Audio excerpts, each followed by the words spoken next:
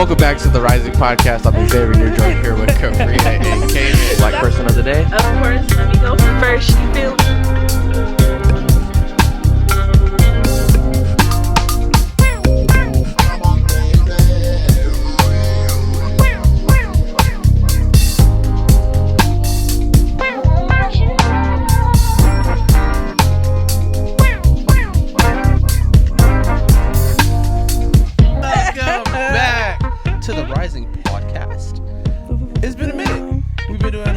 everyday hip hop. Check that out. Link in the description. Yeah. But welcome back to the Rising Podcast. It's good to be here with y'all. Joined here with Cayman and KaBria. Wow, I'm not a special guest, just joining back. I'm hella weak. Right. I haven't gone for I don't even know. Yeah, for it's a just minute. been a while. Yeah, sorry, out of town, busy, sick, all that. So yeah, I'm glad to be here. Life. Yeah. Life be life. Life, but that's what the life consisted of. Life be life, and while you were gone, a lot of things have been happening, KaBria. Yeah. We've had a attempted assassination on the former president of the United States. Yeah. What is going on? Oh, you really scared me for a second. A lot of people can't be doing all that. FBI article just came out yeah. on that saying that they don't know, like you had originally said when we talked about it briefly, that it might have been shrapnel from glass that actually hit his ear versus the bullet. So I'm still waiting on the full story and information to come out because that is the story. I can't believe. No, I just don't know what to believe right now. Is that the shot hit like some glass, screen protector Makes sense. or whatever, and then it cut his ear? Because Yeah, so it's a bullet. I'm pretty sure it would have did more damage. Right. And but, that is what we had confirmed from one of his Secret Service agents that did speak to TMZ. They did initially say that is what happened, but we were hearing the opposite from Trump himself, saying that he survived a gunshot wound to the ear. I mean, he did survive an assassination attempt, so we'll give him that. But he was really adamant on the gunshot attempt to the ear. I mean, I've never been shot before, but I'm pretty sure that, No, right. that wasn't, Yeah, because just the way he touched his ear and fell. And it came up with the fist. Everybody would have been running for their life if that was if it was a real shot, or at least. He praised at one of his next rallies following his shooting. He praised his audience for not running. He said usually at shootings like this, everybody's all frantic and running, but here nobody ran. Nobody ran. I was like, is that a good thing? They were sitting there waiting, right? But I think the person had to resign, right, for the Secret Service or whatnot, she because did. of the fact that they kind of messed up when it came to securing their perimeter and whatnot. Because that's kind of sad when you think about it. Like, what are y'all getting paid for? Yeah. But I mean, other than that, we're okay. He's okay. Whoop whoop. But I mean, now he has different issues that he didn't have before. Right. So Trump got almost clapped, and then Biden resigned. Yeah. Let me not say resign because he's still going to be an active president and fulfill the rest of his term, but he will be dropping out of the next presidential race. Inserts Kamala Harris. Hey. You seem very excited, and I wanted to say to introduce this topic. I wanted to say the word that I've been feeling, maybe not personally, but what I've been seeing on social media, and I could say, let me say, with a grain of salt, probably the first 24 to 48 hours, energetic has been the word. Okay. Of what we've been seeing from donors of the Democratic Party, what we've been seeing from supporters and just people in general. I think especially our age group, we have been energized to see this new person arise and become what we thought was going to be another Biden versus Trump presidential election. So we'll start with Kamala. What do you guys think about her about to be the new Democratic nominee for the president of the United States? I mean, I feel like for me, I'm just excited because I think it definitely throws Trump supporters for a loop. They're probably trying to figure out how to regroup and get his message right, because no longer can they say the age is going to play a role. No longer are they going to say, oh, we don't understand what she's saying, oh, she's not fit, because we have now two candidates, one who was president but had no political experience, and we have another one who came out district attorney for San Francisco and then was elected the state attorney general for the state of California, and then has served as vice president for a few years. And I think for me, I'm just excited to see not only a woman in this role, but a woman of color in this role, and to get as much support as she has been getting. It's very hopeful. And I say that because I think when I text you guys, I'm like, dang, are we back in the 2016 situation where it's a woman versus Trump, like a white male? But the difference is we have someone who is just, first of all, extremely qualified. Let's say that first and foremost. But also second, someone who I think really speaks to not only the younger generation, as you mentioned, being energetic, but also I'll say the Dems who show up to the polls and who vote, who has been paying attention because of the fact there were concerns in regards to Biden's ability to be president. Like if those are only two choices, like, dang, okay, but this is another choice that everybody is aware of, knows who she is, and we're just waiting for her to blossom and be the leader that I know that she can be. And so I'm just excited. Xavier? Right, and I would agree with KaBria. Excited and energetic are both really great words to describe the public at the moment. Just excited to have a different option. Excited that, wow, I don't have to vote for Biden. Or a lot of people who were deciding that maybe I'm not going to vote this election are starting to be a little bit more accepting to the fact that maybe I can vote for a Kamala. Yeah. But from the Republicans, it's interesting because for a while now, they've been saying that Biden is not fit to be president. He needs to drop out of the race. But when he drops out of the race, now they're saying, wow, the Democrats are going to give us so little time to prepare for a new candidate. And it just seems that they get what they want, but now they're just coming up with a new excuse. Right. So they'll never be happy, honestly. But as far as Kamala being the next option, of course, she is the vice president, so that is exactly who you would think. I'd hear a little people online who were saying Hillary Clinton or maybe Gavin Newsom, who has already been very outspoken about the fact that he is not running for president this year. So we're definitely expecting Kamala to run, and her sorority showed out. Period. Her sorority, but also you have to think about the money and like being, a person of color, Black woman, Indian woman, like she's gonna get the funds, right? And but of course it's already but also she's come from California, like we're like the fourth largest economy in the world. $81 million in 24 hours. She raised the most money I think in the history of nominees or whatnot. But also she comes from California. We're like the fourth largest economy in the world. If we're not backing her, what are we doing? And a large percentage, come on now. A large percentage of that was first-time donors. Boom. So a lot of people were being energized by this moment. I would hate to compare it to Obama, but I think it's comparable. It's definitely it is comparable. Giving just that general excitement. We know Mexico already beat us to the first woman president nominated earlier this year. Right. But for a DEI president, Trump is running from that smoke. He's trying to drop out of the debate in September. Like, what are you running for? You called her underqualified. So what's the problem? You should easily be able to go there and handle that light work. Right. But even before this nomination, we've been hearing a lot of people talk about Kamala Harris not even being fit to be VP. So why would she be a fit president? Or she's just going to follow along with everything that Biden has done in the first place.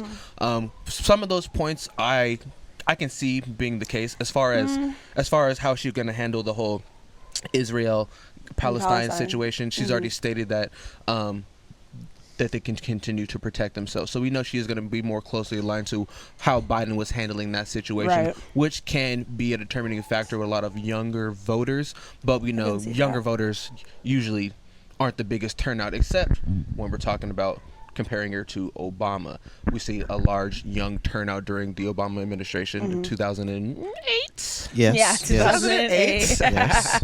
In 2008. I remember I had the shirt. Okay. I had the shirt. I remember I had the shirt.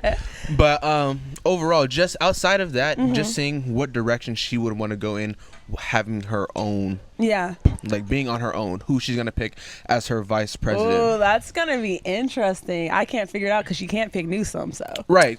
And I don't think that would be helpful either, because everybody hates California. They just think we're gay and expensive. So I don't think they would be down for Newsom. And typically when you're having the president, whoever the vice president is, it's gonna be kind of like a little bit of a polar opposite of the president. Barack and Biden. Yes.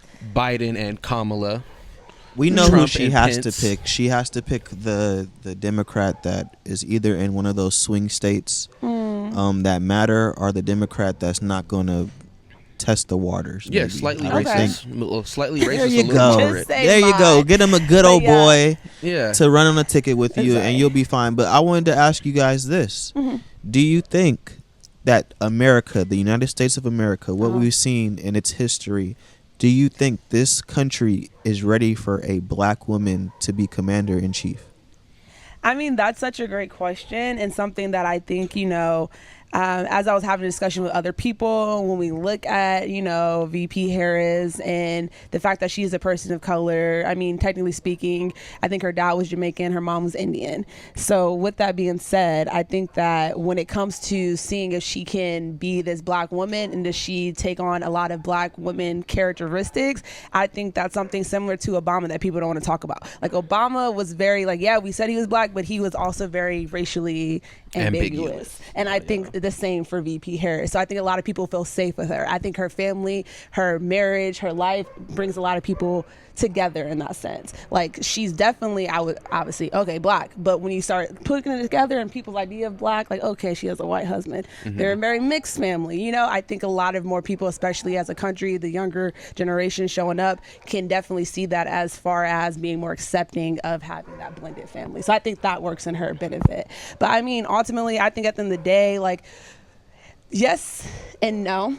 And that's very hard to say, because I think, first of all, with Trump being elected, that to me was the hugest white backlash ever of having a black president from Obama. And then now we see Biden for one term, and we're like, okay, he's doing good, but he could do more, which we definitely think he can do more. And I think because this is his second term, well, technically she's stepping in, and in time where we already had switched from Trump to a Democrat, I think this is the time for her to shine. And I think her first term is really going to be a testament of her standing and leading the country as, a woman president. And I think depending on how successful she is in her first 4 years is going to determine her next 4.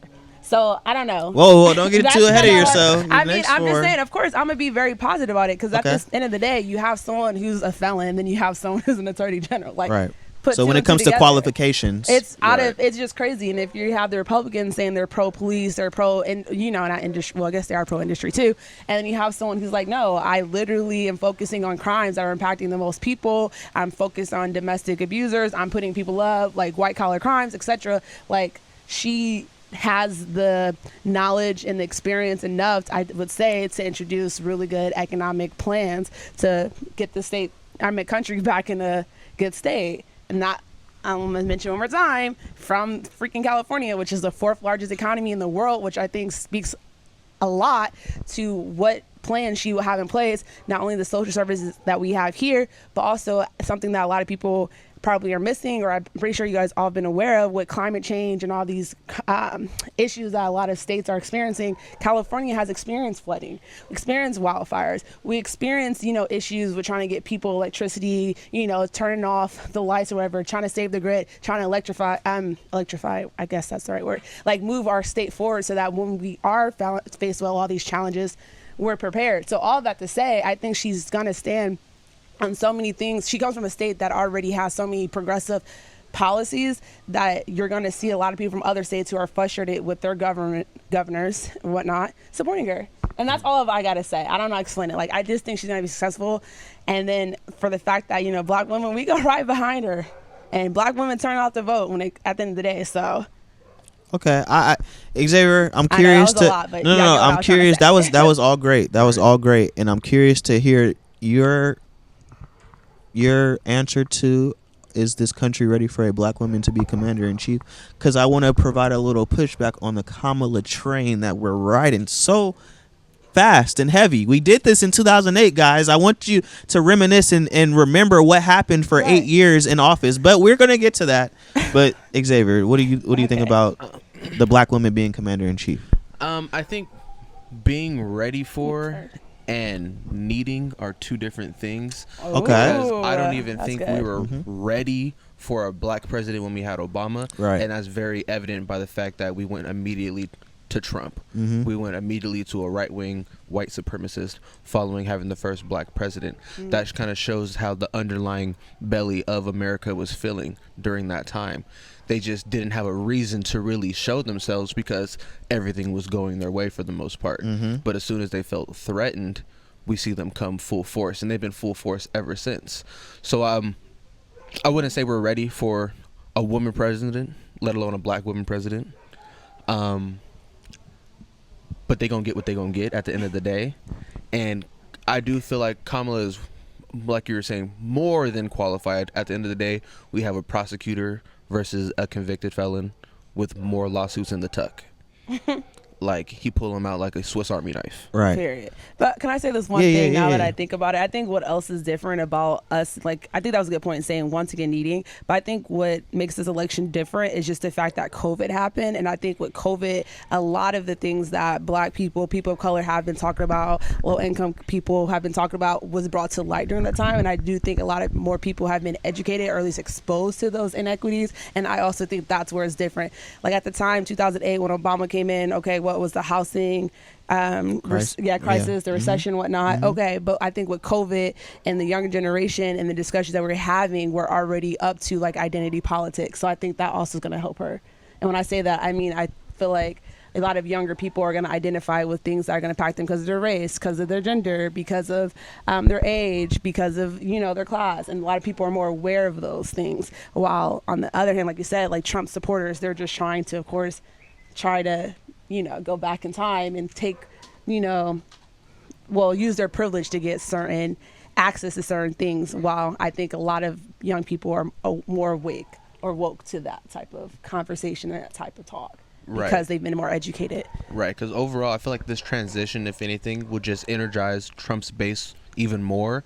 But at the end of the day, they were going to vote for him in the first place. Exactly. So Kamala, I feel like, is going to take a large chunk, if not all, of the people who were going to vote for Biden. And now all the people who, which were a large chunk of people, whether they were capping or not, saying they were not going to vote this election, now giving them some type of hope. This is definitely going to be a battle now, because before this, I was 100% seeing this being just a straight up fascist country with Trump being the political figurehead. I didn't see Biden even making it to January or to November. To be honest, he's still fighting COVID right now. Yeah. So, but overall, just public opinion. You know, we know how we're seeing like a lot of donors and a lot of Democrats come out in support, such as Obama and Michelle come out in support of Kamala. But as far as like just regular people, how are you seeing like social media, just people on the street? How do you think they're feeling about this right now? Because on social media, just from a little bit what I'm seeing, even on the progressive left side, I'm seeing a divide of people who are like gung-ho, ready to go show all the support for Kamala, and the people are still very much like, what happened to defund the police? Now you want to vote for a cop and a prosecutor. What happened to you don't want to vote for somebody who's supporting genocide? Now you want to go vote for somebody who was the vice president of doing the same thing, who's just going to usher in the same type of policies. And I feel like the left, we're just hearing constant battles of whether or not Kamala is the right pick. And then on the right side, all we're hearing them really say is she laughed too much.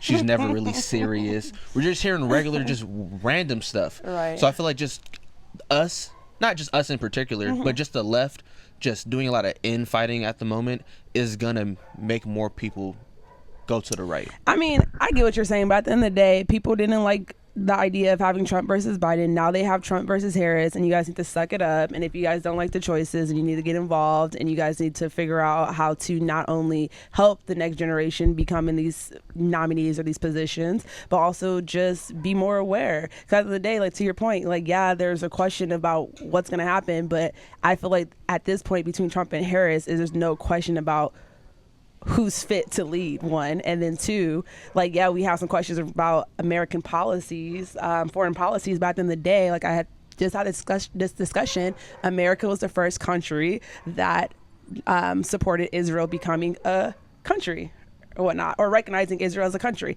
And I think once people start looking into that history and realizing why that was, understanding why America is put in this really awkward position where it's like, well, we want to not give you guys the money, but we are the country that basically allowed you to do what you're doing. Like, it's deeper than what I think a lot of people are seeing. Like, of course, genocide is horrible. I'm not going to say it's not, but I'm saying America's role in it goes back further than this recent war. They're a business, they're a corporation. They're gonna do what has to be done. It's that, but I'm just saying it's just history. Like, if you told me as a country, Cayman, I'm gonna make a country of Cayman, and now you're doing some fucked up stuff. I knew you're doing fucked up stuff, but I wanted to help you because I was getting something out of that transaction, and now everyone's telling me it's bad.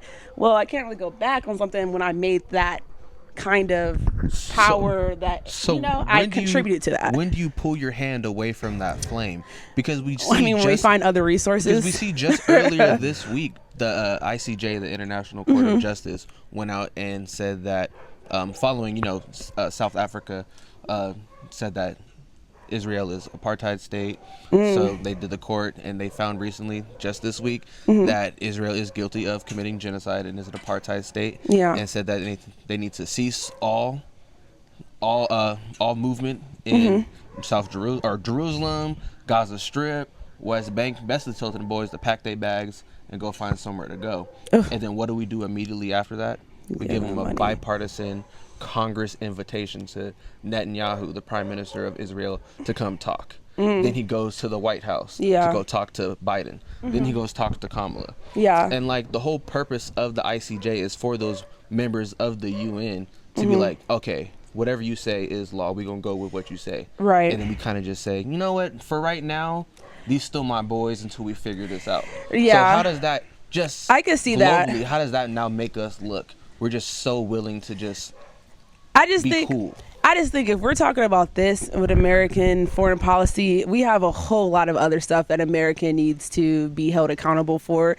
And I don't think people are really ready for that discussion, because if we're being real about that, and genocide that occurred in not only in our country, the apartheid state that America has contributed to and its borders, that's a whole nother conversation. When we're talking about, obviously, the First Peoples, when we're talking about African Americans, Black people, that doesn't even, scratch the surface of obviously different states and what occurred, 1 and 2. So with that being said, I just think if we're moving that direction, people have to just be more aware of their privileges and obviously the real history of America. And America will have to, as we've been talking about it, if we really want to see change in Israel and how they support them, like, America really will have to basically build itself up from the bottom to the top. And I don't think America's willing to do that. Yeah, because I don't think that's why I think that's missing from the conversation. Like, oh, what's happening in Israel, like in Palestine, like, yeah, but also what happened here. And then you talk about, like I said, First People, Black people, Japanese people. Hawaiians. I'm like, Irish, Hawaii, Puerto Rico. Like, if you keep going and going and going, it's like, we can't even handle our stuff here. And you're telling us as a country, or our leaders of the country,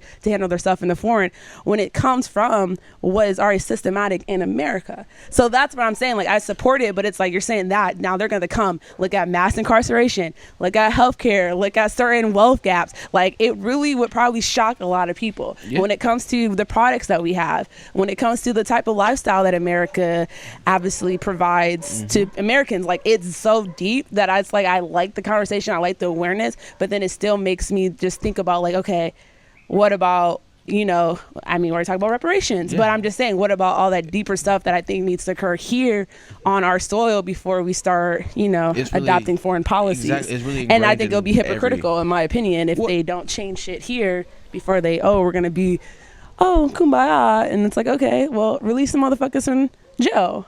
Make sure housing, is more equal. Make sure education is more equal. Make sure the wealth in the country is more equal. Now, if we were doing all of that, then it's kind of like, damn, America. But we're not even doing that. And I'm not saying I can't say multiple things can't be done, but I'm just saying, like, I think we need to ask for more.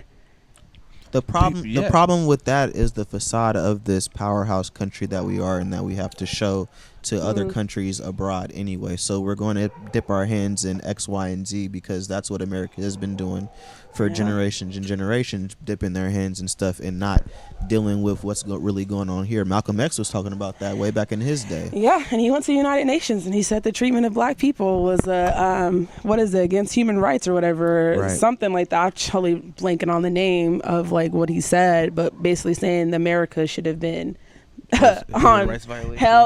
should have been held accountable. But I know that's the thing, and I'm not saying we shouldn't can't come together and support. It's we're gonna come together and support, but I just think it goes deeper than that. We're looking at the foreign policy of, again, the systematics, the system of America operating, and it's kind of we need to rebuild it. Right. Let's be more the average person doesn't really understand how dirty the hands of America is. Yeah. It's really in everything. The water that you drink. Yeah. The phone, the computer that you use. Exactly. Schools you attend. The food you eat, the schools. All that. The cars you drive. Yeah. It's attributed to somebody being oppressed. Exactly. And a lot of people are so comfortable with the AC in their house, with the newest shoes, the new car, the new phone, that they're not willing to really look deeper, even if it is in their face. They don't want to look deeper because they're not willing to have their lifestyle challenged. And that is the first hurdle we have to get over. Right. That's what I think. First hurdle, first thing you call out when you go to work, when you go to jobs. Why is it upper management is less and less color as you move up? There's just certain things I think as a people we have to do. And that's why I have so much faith in the younger generation. And then to your point, okay, stop funding Israel and what they're doing. It's okay, we need to find obviously different ways in order to obviously profit, make money, etc. But that's the issue, I think, alone is the fact that we're already thinking we need to make money when it's we probably have all the resources and capital here. And if we come together and just invest in our own people and really try to lead by example, will we be caught up in all this messy shit? Right. Probably not. And for the Democratic Party, foreign policy, Biden's foreign policy has been revered for years and years. So when it comes to the playbook of what's going on, how you maneuver certain things, I think one thing that Kamala will take into her presidency is the good that Biden has done and some of his good qualities, making sure I'm harking on that in my 4 years that I'm in if I do get in. So that's one thing that I feel won't be revered away. So I don't know what the young people that are killing her on Twitter is expecting for her to do when this has been the way that party has moved when it comes to foreign policy. Yeah, and speaking on that, how they move, because I haven't obviously been looking super into it, which I probably am just admitting to now, but it just seems more or less it's hey, coming together, let's have a discussion, let's try to find a compromise. Okay, that's what Biden's foreign policy seems to give. Or okay, if you do this, we're gonna publicly shame you, or we're gonna try to cut this off, but really, I don't think it's been very forceful in my opinion. And that's where a lot of people that are on this edge are kind of what do I do? Because Republicans have a certain blase way of saying certain things that maybe Democrats want to pat you on the back and maybe try to rub you and do all extra stuff. Sometimes you have to be aggressive with certain things, and Democrats, to me, are not as aggressive as what Republicans are, and that's why a lot of people have flipped over to that side. Kamala Harris. Yes. Very excited, energetic first couple days. She's from Oakland. She's from the Bay. I'm from the Bay. I want her to win. I want the Bay to always win. It seems that we are going to be in this presidential race really talking about who, what you were saying, who is the most qualified, right? But who's going to do the most that we think is going to be the most good, I would say. I don't think when I really get into the nitty gritty of Kamala Harris and what I feel she's going to do for our people, and we're going to talk about a shooting that happened later on in this pod. And I feel Black people are becoming this is some deja vu shit from 2008. What is this person going to bring to the table when it comes to the things that really affect people that look like us all around? Is it going to be the same as it was in 08? Yeah. I do understand we're talking about the criminal on the other side. So we're going to vote this way because Project 2025 is real. The Supreme Court did grant this nigga immunity. He's trying to give the police immunity. There's a lot of things on that side that they're talking about that I can never fuck with or get with in any way possible. So I'm already going on this side. I want her to win. She's a Black woman. She's from Oakland. I want her to win. Right. But y'all not about to do what y'all did last time when y'all had power for 8 years. You keep and some shit was going down. You keep saying that, but I'm just saying the George no matter Floyd how Policing you feel, Act is still not passed. The Affordable Care Act that Obama passed when he was president probably saved so many fucking lives that nobody wants to give him credit for when this pandemic came. But fuck the pandemic, just when it comes to people getting access to healthcare, because that's really no joke. Like, that's crazy. People don't really go to the hospital or see dentists and stuff because they can't afford it. But anyway, all that to say, I get your question. He helps people. I get what you're saying. I get your question, but I think what a lot of men sometimes forget, and a lot of people from California kind of forget, is that, you know, Roe v. Wade was kind of overturned in a lot of states, and I think that's what I think a lot of Americans are really looking to Harris in order for her to do something when it comes to restoring women's right to abortion and their right to choose. And that should be one of her biggest talking points in her campaign. That's what she has been doing as VP. She's been having all these conversations. She's been traveling around the United States to really get an understanding of like what is something that, you know, she can fight for and that she can obviously lead. And I think that's something that a lot of people forget. And I mean, as men, okay, because your guys' rights aren't touched. But once they say, hey, you can't have a kid unless, I don't know, you have to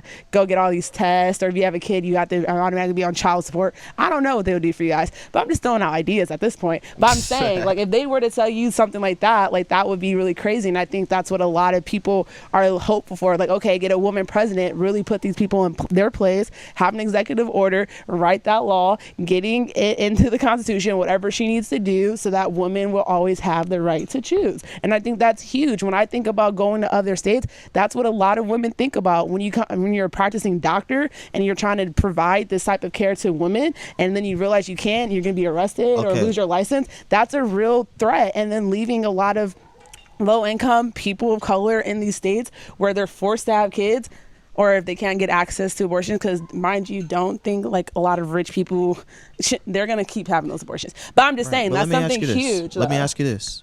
What? I mean, shout out to Cali. And Kamala's whole entity, and I do agree with Obama when he said one thing. He said, I don't think she might make it. I don't know if she got it in her. When did she say that? When did he say that? It was reports he said that. That's all I'm reported. It's reported. Okay. I believe those reports. I'm pretty sure. Based on that phone call and that video that I saw. I'm pretty sure he didn't say that. I can read. But I don't think that issue, even though important. You don't think that's the issue? Biden was already saying what he was going to do with Roe v. Wade. I don't think that's something that the Democrats. That's already been the biggest talking point. That has been. And that's all I'm saying. I don't know if that is going to energize people enough to go out and vote for this black woman. I don't know if America is really ready for that. And on top of that, the people that are on the iffy, when you really go down and think about it, like, what is she going to be doing for us? Please tell me that. Like the Affordable Care Act, just like you said, Obama did a lot of things with that. He said a lot of black people. A lot of black people are in the southern states that don't have access to abortion. Roe v. Wade was something that Biden was already going to implement no matter what, and that nigga was losing the fucking race. So that wasn't that big of a deal. Obviously, when white men and white women are still the majority in this race, we're talking about us because we're swing voters in certain fucking states and shit like that. But this is really a white male, like, what are they going to do? What are they going to be comfortable with? This is why you have to pick the right VP. You can't do a female ticket, maybe. That's a little choosy because the white men are not comfortable with that. That's an L. You have to start thinking about these things, and they are the majority, unfortunately. My only thing is this. I just don't know if this country is comfortable enough, even though all this stuff is going on. Andrew Gillum said this on his podcast. These white people are more comfortable with voting for somebody who they're more comfortable with, not who's going to be doing better for the country, not who they think can be better. When you look at Kamala Harris, when you hear her speak, you know she's better. You know she's doing she's overqualified for her job. You know she's doing what she needs to be doing as far as intellect. When you hear Donald Trump, what the fuck do you hear? Lies. So that's what I'm just trying to figure out. They want to be comfortable with a black with what they want to be comfortable with what they see and what they're comfortable with. Who they would rather have a beer with on a Friday night than the person that actually might get the job done. This is the America that we're living in. Is all I'm saying.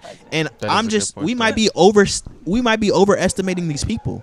Because there's a lot of dumb people out here. Is all I'm saying. There's a lot of dum-dums. But I think what they're looking at when it comes to women, when it comes to young people, when it comes to black people, she definitely will secure that vote, in my opinion, over Trump. And I think that's a large amount of votes. And a lot of people feel the threat of Trump. I think I know. A lot of people with Trump, that's crazy. But these black people are out here. We have Sexy Red, who's an artist, talking about vote for Trump. We have a lot of these rappers out here still campaigning. If Harris was in charge? We had Amber Rose. Okay, who's Amber Rose? Who is Sexy Red? I'm not gonna go. Who do I vote for? Let me go see what Sexy Red. You don't think they have pull with younger people when they're talking about Trump's giving me stimulus checks, even though that was not even the case? At the end of the day, I guess with people, first of all, when you come to voting, I mean, we already probably had that discussion. Who's gonna show up to vote? Who votes the most? I don't think she's not gonna influence that many people in that sense. People who actually care about voting. No, I don't think. Nobody cares about voting though. Who's nobody? Y'all don't. Maybe I care about voting. Look at the numbers though. I mean, as far as what is it called? Not primaries. What is it when they're trying to elect the people? I'm blanking on that term. When they're trying to figure out who's going to be the candidate. Yes, early voting isn't the best, but when it comes to presidential races, they do pull out way more voters. They have a higher voter turnout every 4 years when it comes to voting for the president. So that's without a doubt. Who do you think Kamala really needs to show out for her at the polls? For the polls, I just said women, young people, and then of course black people. Who out of those do you think she's going to pull? Black people and young people. We know she's getting. Black people and young people. We know she's getting women. Yeah, but I'm saying black people. But when they say women, though, because Hillary Clinton kind of messed up when it came to. I was about to say, let me pull them numbers up right now and see how many white women really voted for Trump in 2016, because there's going to be a lot of parallels. It's going to be a really, really close election in my estimation. I don't think it's going to be that close when it comes to certain groups. I don't think so at all. I want to be optimistic, but I'm then very it's again, optimistic about that. White women are going to vote for a black woman as the first woman president? I think yes, in my opinion, because I think white women for Kamala just raised like 2 million. I'm trying to think how many. My mom did send me a little hashtag. It was white dudes for Kamala. I'm telling you, they raised like hella money. White women, upper class, middle class. I think you have to divide it up a little bit by. You need some more data there. Who's going to vote for her? But I think yes, women will vote for Harris, 110%. More than Clinton. But I mean, I get what you're saying. As far as women kind of going back and forth, questioning, like, she qualified, whatever, silly shit. Right. And just being, I'm not going to stereotype it. So I get it. And like being. Was already low, and she had some scandals popping at the time. Yeah, too. she did. So that kind of just. But either way, she won the popular vote. They started freaking some numbers, and Trump got that one. But so we were kind of ready. I think she, like I said, 18 to 25. I think she's locked in with that. When it comes to the black vote, she's locked in with that. And when it comes to women, I think she's locked in at least. I think she's locked in for a majority. Do you think Kamala will have a larger young voter turnout rate than Obama did? I think because of just in general, just this age group and like how many people this year, the presidential election are going to be there. Yes. But I think if it was Obama instead of her, it would be the same true. I think it's just the fact that more people, younger people, fall into 18 and 25. Does that make sense? Like, there's just a lot more younger voters this year. Yeah. Compared to the Obamas, if that makes sense. I'm intrigued to see if they will show up and show out. I think they will. And I think the thing with Trump and black voters, especially like his rise and this like black men voting for Trump. I think you get black men because black men to me seem to be the most. I'm not voting for Harris. But it's like if you got 80% or 85% black men being Dems 1 year, all you have to do is try to take your numbers down 10%. Now you're winning stuff. Trump is not going to get the black vote in majority at all. But I don't think to so. Take 60 to 70 to 80% people who will vote Democrat and move that down to 60, 70%, and just take that 30% instead of that 10%, whatever it. However it comes, like he's taking voters. That's my only thing. I I mean, I get what you're saying, but at the end of the day, people are saying, well, I don't want to vote for either because of this issue. And then you guys have a whole nother candidate who's obviously more equipped and more qualified to run. And then, okay, now it's this issue because she's a woman. Like, make up your fucking mind is just how I feel at the end of the day. 1,000%. If you're going to vote for Trump, you're going to vote for Trump. But I think now if you were iffy on voting at all, you have a new candidate that you would want to support. And that's why I think Harris has a very strong standing, because she not only, people were voting for Biden just because it was the only option, boom. But now you have people who are like, I'm iffy, I'm a Dem, but I don't want to vote for Trump, but I don't want to vote for Biden. But now with Harris, they're going to vote for Harris. And that's how I feel, is like where the vote's going to lie. Right. Like we said earlier in the podcast, people are going to vote for Trump. We're going to vote for Trump regardless. But I think with Harris, throwing the black, throwing the women, you're gonna automatically get more votes because of that. Yeah, it's really just a fight. It's just a fight for the swing iffies, the people that didn't want to vote for Biden but didn't want to vote for Trump either. Yeah. Because like we already said, if you're voting for Trump, you're voting for Trump regardless. It's not like you vote on politics anyway. You vote for that's because that's your daddy. You vote. If you don't vote in your self-interest, you vote because that's your daddy Trump. Right. So the people that are going to vote for Trump, voting for Trump either way. The people that are going to vote for Biden are more likely going to just vote for Kamala. So it really is just a fight for those scraps. Yeah. And there's a lot of swing states. We shall see how that unfolds in the next coming days. Do you think? Yeah, her VP is going to secure a lot of votes. You guys originally said you don't think that Trump is going to set up like debate her. Well, what if it's on Fox News? Supposedly they were supposed to lock in for a September debate, but then he backed out, and then her camp is like, okay, let's go, but he's like probably doing a lot more research. I mean, you saw his last debate. He probably was like, oh, I could just talk around him, but you can't talk around somebody like that. That's gonna be like, because she's gonna be like, let's go back to what he said. Let's press him on this. Let's ask more questions. But she's coming in like, she probably, mind you, let's back up. I think Harris and Biden have been planning this, or this has been in the background for so long. Really? Of course, I do think that. I mean, you just threw it. I mean, first of all, you're never supposed to know how an election goes, especially in the early times when it's in the summer. Like, real game time is these next couple of months. Right. She just threw Trump's entire camp. Like, the Republican convention happened. Yeah. So now it's two white men that you're basically voting for. And now you have a black woman on one. As a person of color, I'm already looking at the one Harris, because you're a person of color. And even if you want to take politics or whatever aside, and if you identify as a person of color, because some people don't identify as people of color, that's another topic. But if you do, I don't think she would have did that if she knew Harris was coming. But anyway, all that to say, she looks really dumb. But all of that to say is that I think that she's in a really good position, because not only that, but then it's like you start thinking, and I mean, we all know that, vote for your own, or not vote for your own, support your own, yada, yada, yada, but also someone who knows your lived experiences, who also face the same scrutiny that she's facing. Like, I get that all the time. Are you qualified for your job? You probably get that all the time. Are you qualified for your job? You do too. You get it all the time. So the fact that this debate is even occurring, it's like, what the heck? She's more than qualified, just how every other person of color in the leadership is more than qualified for their fucking position. That alone would make her be like, yeah, she's going to do good shit. And if not, 4 years, okay, you guys had Trump for fucking 4 years. Oh my gosh. Yeah. Like, they say his 4 years was 2 years because of COVID. Well, that's what they say. That's what they say. COVID is the only reason we didn't get 8 years. That's what they say. Okay. But anyway, I'm excited. And, shout out to Harris, VP Harris. Shout out to Cali. Shout out to, Newsom doing his thing, really trying to, I guess, gather support and, do what he can. And I'm just excited for other leaders to come out. And to your point, yeah, AKAs, they're definitely having her back. But I think at the end of the day, when black women have your back, it's like, come on now. You're going to go far regardless. Yeah, she went to Texas, got her a bag. Right. We'll be monitoring that very closely. Yes. This is that time, like you were just saying. These next couple months are going to be very pivotal for who will be the next president of the United States. On to some sad news. Right. A video came out, and I didn't watch it because I'm kind of demagnetized when I see certain shit. Yes.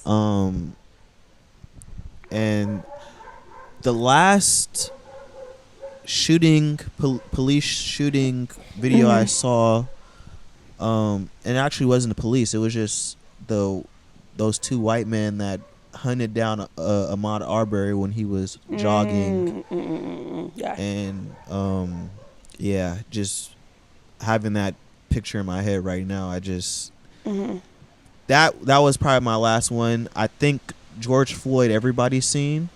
I don't know if everybody saw the full 9 minutes, but that was probably one of the biggest videos in the world. So I definitely seen that one, and that was after the fact of Ahmaud Arbery. But I'm kind of just over the watching it. Like, you can open Twitter and you see it on your phone. Yeah, TikTok is where I saw You're it. so on accident, mind you. Right, desensitized to these things. There you go. And Sonya Massey is the most recent one. Oh, I heard it was another one. Yeah, a 4-year-old, but we're gonna. Oof. Yeah, they're saying her cousin or something. Yeah. This one made me not energetic about this presidential race because I kind of don't want us to get left out, and I understand that it is like we said, it's the criminal versus the attorney general. This seems like good versus evil, but when I see things like this on my screen, it just kind of reminds me where America is, what America thinks of black people, and now we'll have the outcry, and now we'll have the Dems fucking kneeling like they did in that fucking cringe ass picture that they had with the dashikis in 2020, and now black people are human to them again.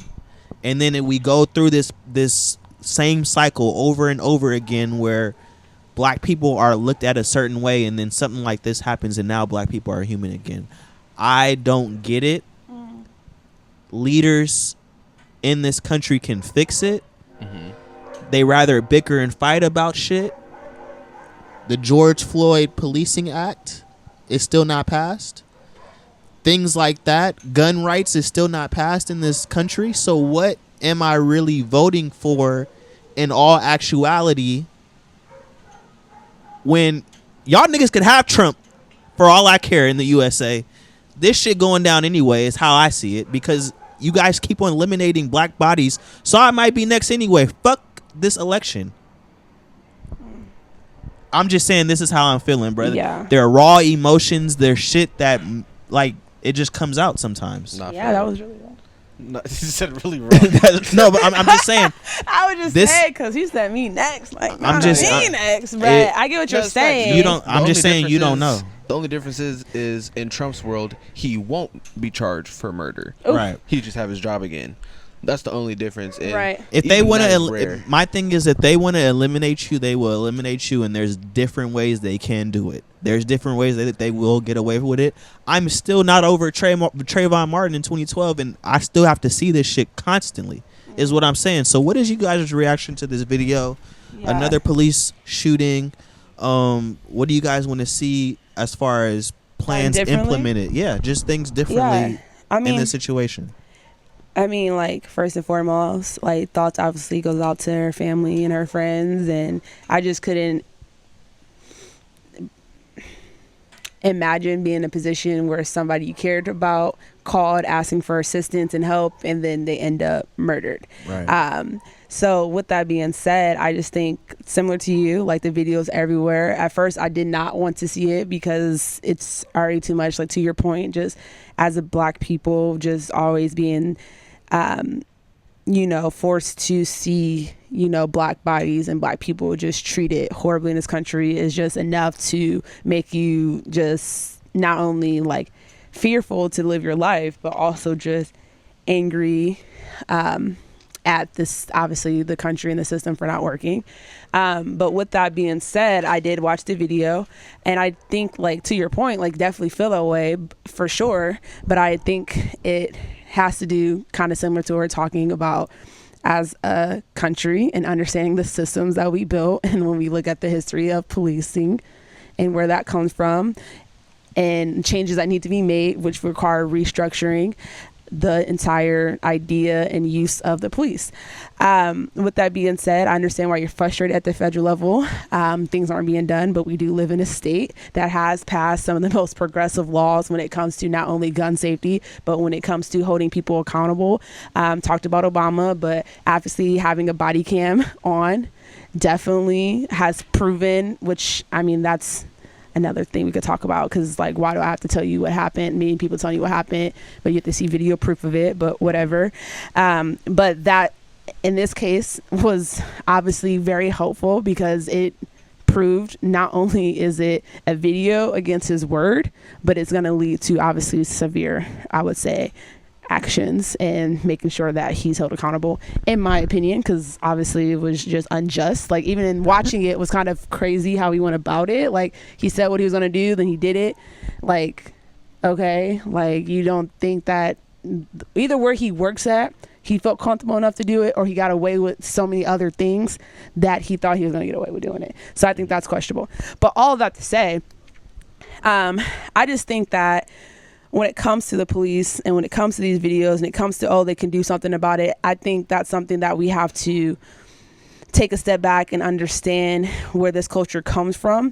You can pass laws, but when you have police officers going into neighborhoods, interacting with people that they don't work with, that they don't live with, that they don't interact with, that they, for whatever reason, may have these feelings towards, you're going to always see these type of outcomes. And I think we have to start with reimagining our police systems, holding them accountable when it comes to the fact, like, even after in the video when he came out, all those police officers outside, I think a majority of them were white. I don't think I've seen one black person out there, and it was like 15, 20 of them. How is 20 of y'all all white? Like, I didn't see a drop of color. Like, to me, that's problematic. And I just think that when we are trying to be more realistic about things like that, that's one thing. But also, we have to understand is that that code of blue, or that blue code, that brotherhood, is a beast. That's something else. And I just think that it starts from the top down, but I think it starts with that police department as well, right, and how proactive and progressive, you know, they would like to be and really serving their communities, instead of just, you know, pride, ego. And I don't know, it's just nasty. And I just think there's so many changes that need to occur. But, you know, at the end of the day, if you're going into policing, I already have questions about that. But I don't think every police officer is bad. I just think sometimes the culture can influence people to do. Actually, I'll take that back. I think the police culture is bad. I lied. But I just think that they need to introduce different policies and qualities and different ways to interact with the community. Right, because it's not just a single cop or a single sheriff's office. It's right, the entire culture, because the murderer, Deputy Sean Grayson, this is his 6th sheriff's office that he's worked for within the last few years. Man. He's had to leave multiple jobs due to having violations and people filing complaints about him. Mm-hmm. So what type of culture are you working in to where you can have an employee receive multiple complaints of harassments and violations, and he just gets bounced around from job to job and never fired? How many strikes can you get at your job before you get cut loose? Right. And in mine, it is quite a few. And how many lives are in your care every day in comparison to a police officer? How many? And you know what, now that I think about it, it's the fact that their unions are so fucking strong. I totally forgot about that. They will fight tooth and nail to ensure that person is not fired, placed somewhere differently. I totally forgot about that. Only unions we like are police unions. That's actually let that Amazon plays get a role union. in this as well. It's the devil. Let Amazon get the union. It's the devil. But the police, oh, heaven sent. Thank you for. Oh, you mean I still get paid, and I don't gotta go to work? Oh. Thank you for that. And it's like, but what do we think and what do we expect when we really think the police are gonna come and save us at the end of the day? Right. When there's literally court hearings saying that the police are not responsible for human life, they're not responsible for taking care of you, and even on top of that, they're only responsible if that. They're only responsible for the person that called. Right. Nobody else in the vicinity. Only the person that called. So then we expect these people to come into our homes and come into our neighborhoods when this is the only time they're there is with that badge on. They come into there with this feeling of superiority into a neighborhood that they already deem as less than. Mm-hmm. Right. What do you think is going to happen? Man. Like you said, we have to reformat the entire institution. This is an institution that was built on slave catching. Right. And they just rebranded themselves. Right. Over and over and over again. Yeah. And this is why I'm undecided. Yeah, Kamala called. Come November. Kamala called the family. But they always call. What? They always call. Biden calls. Obama called. All these niggas called. Yeah. It don't fucking matter. And Biden released a It don't statement. matter. All that to Biden- say what I literally just said in my statement depends on your state and their gun and but police at the laws. end Depends of on the where day, you're staying your depends on gun, where you- but I'm still gonna Biden see black people released- executed. Biden I bet. released a I bet. statement, boo-hoo, Right. like he ain't the fucking president. Nigga, do something. Executive order. Do something. If Kamala, I'm telling you right now, I will kill you the rest of my life. Oh. I will have a podcast mic until I'm 80 years old. If you do not try to even put an executive order in action when you get in there that has something pertaining to do with black people and some shit that is going down. Like, we've seen other shit get passed, other executive orders. What will Trump do if he gets in? That man is going to sign a lot of executive orders for a lot of bullshit. He got 100,000 page book Thank you. laying out Thank you. exactly So what all he's I'm gonna saying, do. Democrats, you have this new candidate. People are energized. I want y'all to use y'all power. I want y'all to stand up. I want y'all to have a backbone, and let's actually do something about this. That's going on, Okay. and that we see every single day. Do I need to read the names? I'm going to read the names because y'all fucking playing with me. It's gonna take All you these fucking 3 people. years Thank to you. read the names, And it's not even all the names. Sonya Massey, Breonna Taylor, Sandra Bland, Tamir Rice, Eric Garner, Michael Brown. This shit been going on for a long time. Philando Castile, Dante Wright, Manuel Ellis, a Tatiana Jefferson. Do y'all just remember a Tatiana just happened to? She called the police for somebody called for a wellness check for her, and she ends up dead. Mm-hmm. What is going on? Harris ain't go fix that, and that's my only thing. Yeah. And to that, y'all say what? That affects black men. She said, you did say what do you think gonna pass that affects y'all? I think that would affect us.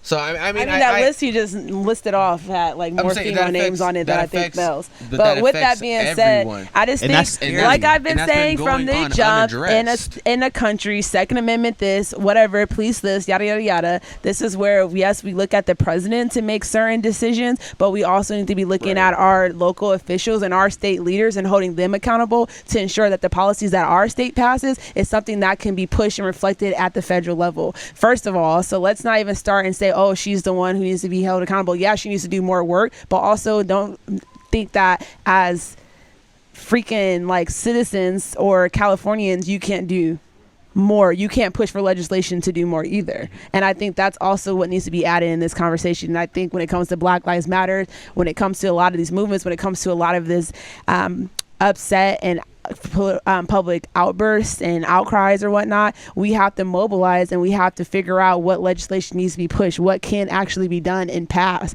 And that's where, again, I keep going back to, as far as a state, as California, when it comes to certain police shootings, we pass so many laws when it comes to the investigations. It's no longer handled within the departments, because did you guys know that when it's a police involved shooting, usually the department itself investigates itself and makes its own, which is problematic to begin right with. But in California, again, that's elevated to the attorney general. So that's something that needs to be taken in consideration. And that's something that I also think next podcast we can discuss the roles of an attorney general, what they do versus a common sheriff or police department, whatnot, or police officer, because I think there's also confusion there in the type of things that she's actually she investigated and she had cases on and she prosecuted. That's a whole nother discussion. But all of that's being said, I just think at the end of the day, if you're going back and forth and that's going to be, what you want to talk about, I'm just saying there's work that needs to be done, and Harris can't just be the only one. We need local leaders, and we need people to mobilize and force their local leaders to pass these laws, because she could do just so much. When they could pass something, it's unconstitutional, and it's like, what the heck? And it's challenged at so many different courts. But in reality, if people are able to, first of all, when it comes to gerrymandering, am I messing up? When it comes to voter suppression, that needs to be addressed first and foremost by Harris. And then we'll see some more progressive policies, I think, coming out when it comes to, first of all, allowing people the right to vote. But that's a whole nother discussion. So but I'm just saying, I get what you're saying, I get your frustrations, but I think at the end of the day, there's a lot more that can be done up to her from the top down. And Kamala did drop a bar recently. She said, we're trying to ban guns and they want to ban books. And I was like, that is a bar. She has a lot of things that you can get behind, especially when it just comes to basic necessities and needs and wants for people and how we're supposed to treat each other and things of that nature. So we will be covering the Trump versus Harris presidential race. This is The Rising. Yes, The Rising. We are out here in our scenic view. Yes, very nice. And you know, really beautiful, actually. A little serenity. So y'all have a good night, good day whenever y'all watching this. Make sure y'all like and subscribe. Yes. And we will see y'all later. All right. Say her name. Facts.